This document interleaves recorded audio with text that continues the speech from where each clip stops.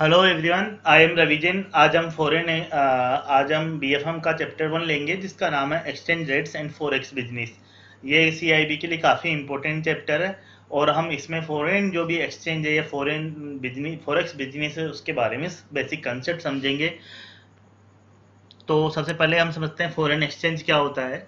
Foreign exchange को हम लोग फॉरेक्स भी बोलते हैं। इसका जो नाम है फॉरेक्स भी बोलते हैं।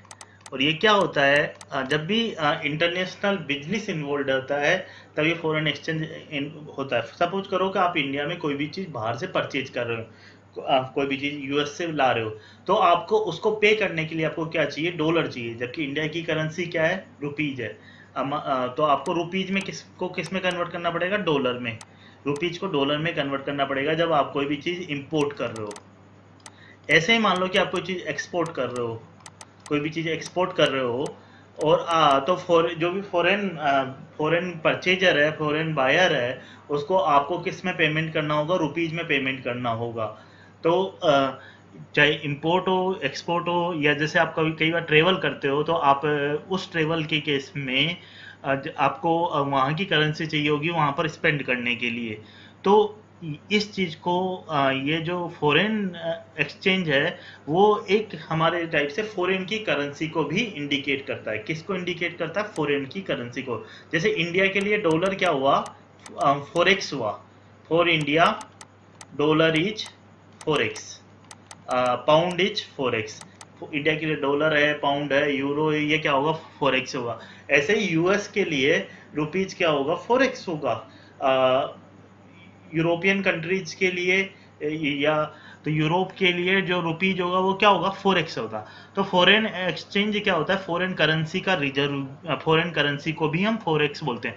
आपने सुना होगा फॉरेक्स रिजर्व जो टर्म, इसका ये मतलब होता है कि हमारे पास डॉलर कितना ज़्यादा है।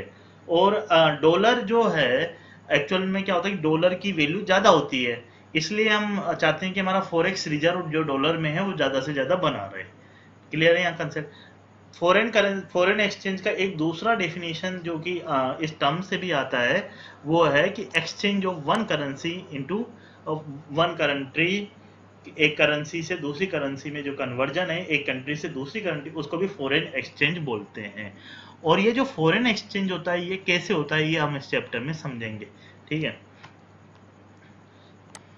तो जो हमारी फॉरेन जो भी फॉरेक्स होता है उसकी जो एक्सचेंज रेट होती है उसको हम कई बार उसको हम बोलते हैं कोट, कि भाई क्या कोटेशंस हैं, क्या कोट है।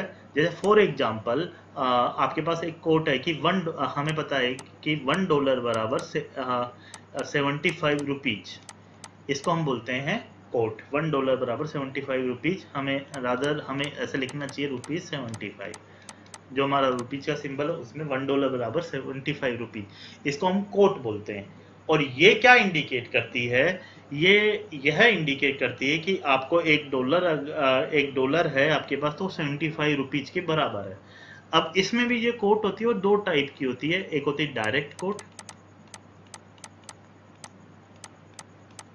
और दूसरी होती है indirect coat.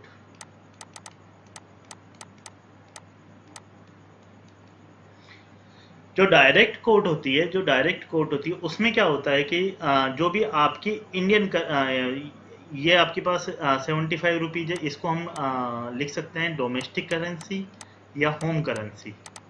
Domestic currency India के लिए, हम इंडिया के लिए बात करेंगे तो ये क्या हो जाएगा, डोमेस्टिक करेंसी, और ये क्या हो जाएगी, फॉरेन करेंसी। तो जो डायरेक्ट कोट होती है उसमें क्या होता है कि $1 बराबर 75 रुपीज, तो हम इसको डायरेक्ट कोट बोलते हैं। और अगर हम ऐसा लिखें कि ₹1 बराबर 1/75 फॉर इंडिया, अगर हम बात कर रहे हैं फॉर इंडिया, तो हम इसको बोलते हैं इनडायरेक्ट कोट। इसका क्या मतलब है कि जो आपके पास डायरेक्ट कोट होती है उसमें, क्योंकि हमारे को पता है कि हम कोट की बात कर रहे हैं, तो इंडिया के लिए फॉरेन करेंसी कौन सी है, डॉलर है। इंडिया के लिए रुपीज क्या है, डोमेस्टिक करेंसी, और ये डॉलर क्या है, फॉरेन करेंसी। तो foreign currency should be fixed, और वो फॉरेन करेंसी के रेस्पेक्ट में अपन को कोट डायरेक्ट मिलेगी। मतलब फॉरेन करेंसी मतलब यूएस वाला पर्सन जान सके कि मेरे $1 में इंडिया के कितने रुपए के बराबर है।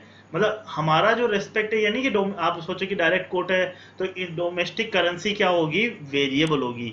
इसमें क्या होगा, डोमेस्टिक करेंसी क्या होगी, वेरिएबल होगी, और foreign currency unit foreign currency होगी। डोमेस्टिक करेंसी क्या होगी, वेरिएबल डायरेक्ट कोट में, और फॉरेन करेंसी क्या होगी, यूनिट फॉरेन करेंसी होगी।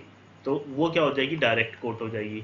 वो क्या होगी, यूनिट होगी, कि एक यूनिट फॉरेन करेंसी परचेज करने में, एक यूनिट फॉरेन करेंसी किसके बराबर है, 75 रुपीज के बराबर है। चाहे ये डॉलर हो सकता है इंडिया के लिए, चाहे ये यूरो हो सकता है, या पाउंड हो सकता है। ठीक है, वो डायरेक्ट कोट कहलाएगी। ठीक है, अगर आपको डायरेक्ट और इनडायरेक्ट कोट में क्या होगा कि जो फॉरेन करेंसी है वो वेरिएबल हो जाएगी, फॉरेन करेंसी वेरिएबल हो जाएगी, और अपनी डोमेस्टिक करेंसी वो यूनिट में आएगी, वो इनडायरेक्ट कोट है। तो अगर आपको मान लो कि डायरेक्ट कोट से इनडायरेक्ट कोट निकालना है तो बिल्कुल सिंपल है, आपको कुछ नहीं करना है। जो ये $1 बराबर 75 रुपीज है, तो आप क्या करिए, आपको ₹1 लाना है, या आप इसको ऐसे भी लिख सकते हैं, ₹75 बराबर $1। तो इसको अगर आपको ₹1 करना है तो ₹1 बराबर 1/75 $। तो डायरेक्ट कोट इनडायरेक्ट कोट का रिवर्स ही है, और ये दोनों एक दूसरे से एक दूसरे का रिवर्स ही है। क्लियर है यहाँ तक कंसेप्ट। अब ये जो हमने कोट पढ़ी है, इन सबको, इन ये दोनों चाहे डायरेक्ट हो इनडायरेक्ट हो, ये जो एक फिगर होता है हम उसको बोलते हैं वन वे कोट, और ये वन वे कोट होता है, और एक होता है टू वे कोट। तो ये जो दोनों चीज हैं हम उसको जो अगला पार्ट है उसमें अच्छे से समझेंगे दोबारा कि वन वे कोट और टू वे कोट क्या होता है। अभी आप ये समझिए डायरेक्ट कोट और इनडायरेक्ट कोट क्या होती है। इसी के साथ हमारा पार्ट 1 खत्म होता है। Thank you very much.